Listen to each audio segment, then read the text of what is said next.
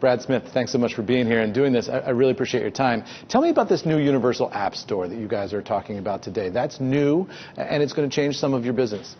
Well, we're focused at Microsoft on our acquisition of Activision Blizzard. We'll have more first-party titles. But what we're really focused on doing as well is creating what we call a new Universal App Store, an app store that will enable any gamer on any device to access and download and use any app. So it would work for mobile, it would work on consoles, it would work on PCs. It will, I think, really bring new opportunities to people who create games and people who play them. How is that different from what viewers and users see now? Well, right now, what you're only able to do is use an app store for a single device. And yet, if you think about it, people increasingly want to download the same apps on multiple devices. And so simplifying this in this way, I think, really is a logical step forward for the industry as a whole. Explain how big a piece of your business you think this will be going forward. And also, if you could, some sense of how the revenue sharing is going to work between Microsoft and all the other different partners who are going to participate in this. Well, I think it's too early for us to know exactly how big this will become. I think ideally in the future, you would see companies like Microsoft and others all creating app stores that would work in this way. And then you would see us competing with each other, in effect, for the business of app developers. That will be good for them. My guess is you'll see the cut of revenue that app stores take fall with more competition. But if we grow the market, I think we grow the pie for everybody. What are the lessons learned here from looking at, say, Apple's App Store and the experience that they've had over there in terms of how you guys are going to organize this new Universal App Store? Well, I think there's always a lot to learn from a great company like Apple. Apple has just been at the forefront, I think, of serving customers well. And that means not only choice and broad choice to lots of apps, but it means high privacy standards. It means high security standards. We have to move forward in a way that protects quality, safety, privacy, and security. In fact, in many ways, those always need to be the first four principles, and then all of this choice can be coupled with that. You are about to write the biggest check in Microsoft history, $68 billion for this acquisition of Activision. And I wonder, as you think about that acquisition and how this business goes from here, you talk about your principles of how you're going to organize yourselves now. You're releasing some new ideas on how Microsoft is going to behave. A lot of those ideas seem tailored today to what's going on Capitol Hill and in the regulatory community here in Washington in terms of the appetite to approve this deal. Tell me what you're talking about today in terms of these new principles and also how it's going to guide Microsoft's behavior toward customers going forward. Well, we at Microsoft are hoping to write the largest check in the company's history, $68 billion to buy Activision Blizzard. But in order to do that, this has to be approved by regulators in 17 countries. I think they rightly will ask us as this process begins, how are we going to run this business? How are we going to live up to the responsibilities we will have?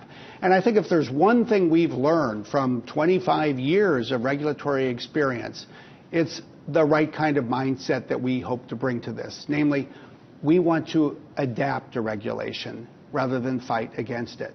A big part of adapting to the regulations that are emerging in the United States and elsewhere is App Store principles. So we're announcing and rolling out today new App Store principles that will apply to all of our stores for gaming.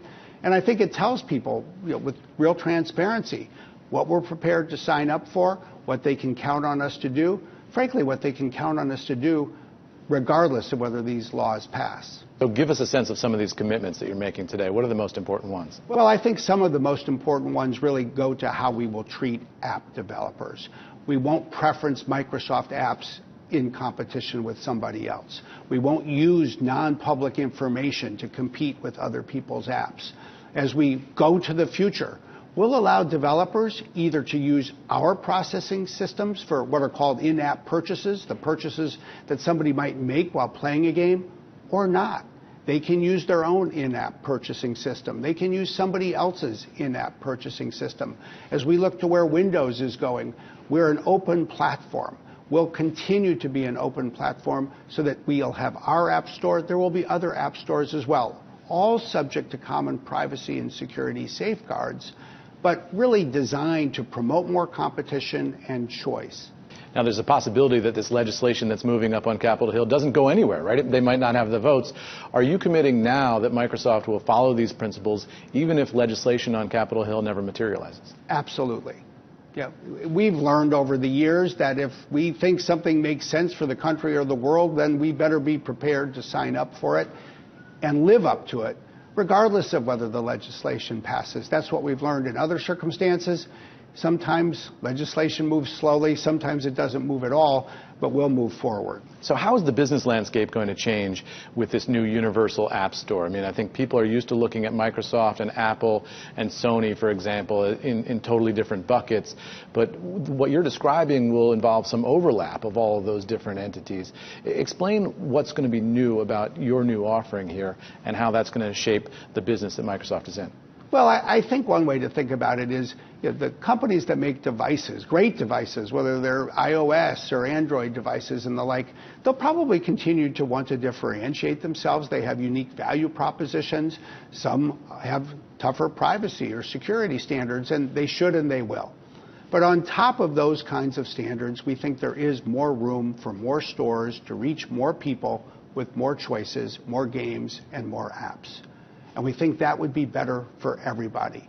Will that require that we all embrace a certain level of change? Yes, it will. Will it require days where we get up in the morning not knowing the answer to every question we need to work on? Yes, that will happen too.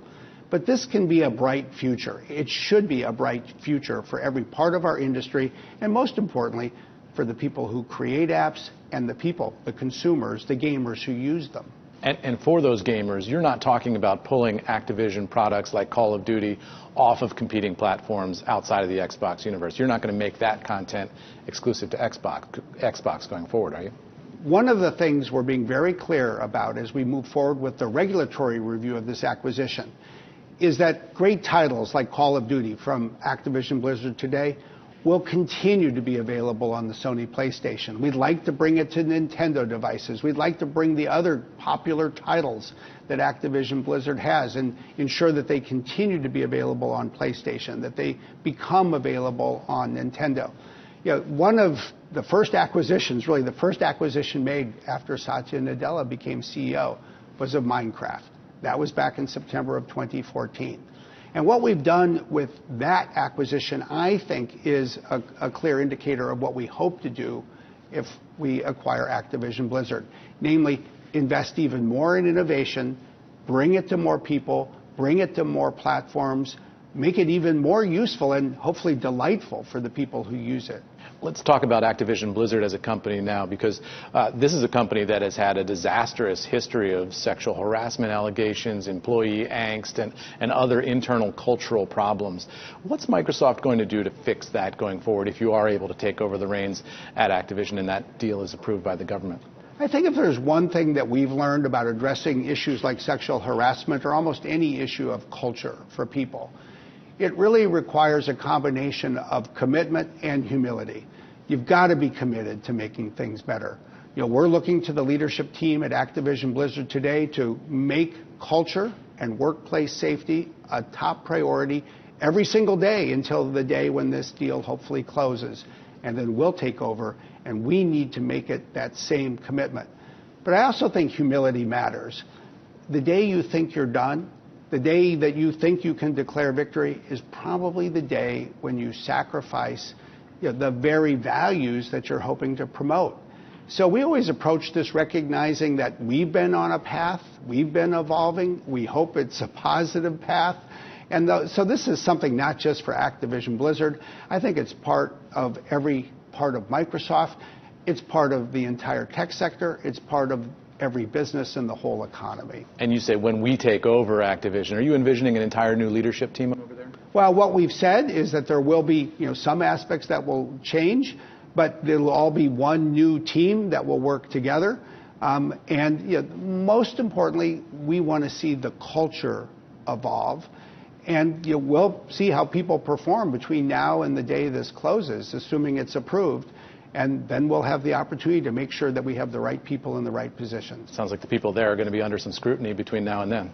I think we all should live in a world where we're under scrutiny. I mean, the world is changing, I think mostly in a positive way. It's just one more example of where we're going to serve our employees the best if we embrace the opportunity to change.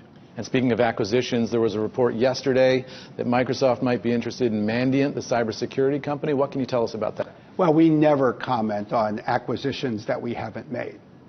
So no yes, no hints, no wink, no nod, no comment. No nodding or shaking or anything. I'll hold my head very still. Fair enough on that one. The other one, everyone is talking about possible acquisitions of Peloton.